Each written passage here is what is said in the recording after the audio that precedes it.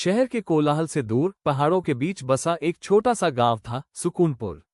नाम जैसा ही उसका मिजाज था।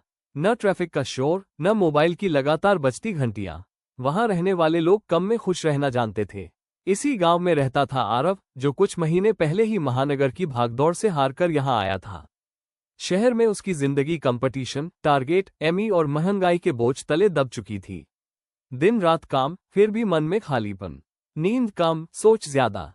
एक सुबह आरव गांव के बाहर बहती नदी के किनारे टहल रहा था। वहीं उसे एक बूढ़े बाबा मिले, जो मिट्टी के चूल्हे पर चाय बना रहे थे। बाबा के चेहरे पर ऐसी शांति थी जैसे समय उनसे डरता हो।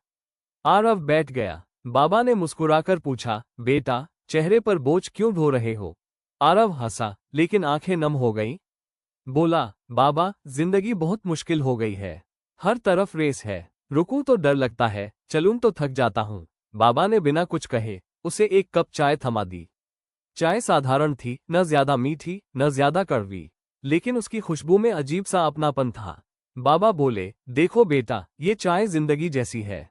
अगर ज्यादा उबालोगे तो कड़वी हो जाएगी, और अगर ध्यान ही नहीं दोगे तो फीकी रह जाएगी। आरव चुपचाप सुनता रहा।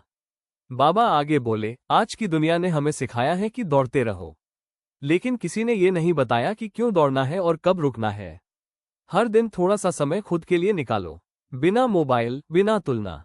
बस सांस लो, आसमान देखो और शुक्रिया अदा करो। आरव को लगा जैसे किसी ने उसके मन की गांठ खोल दी हो। पहली बार उसे महसूस हुआ कि सुकून बाहर नहीं, भीतर होता है। उस दिन के बाद आरव ने अपनी जिंदगी की रफ्तार थोड़ी धीमी कर दी। काम करता रहा, लेकिन खुद को खोकर नहीं। रोज सुबह कुछ पल शांति में बिताने लगा। छोटी छोटी खुशियों को महसूस करने लगा, चाय की चुस्की, ठंडी हवा, अपनों की मुस्कान। कुछ महीनों बाद जब आरव शहर लौटा, तो शहर वही था, भीड़, शोर, कंपटीशन। लेकिन आरव बदल चुका था। अब उसके अंदर एक सुकूनपुर बस चुका था।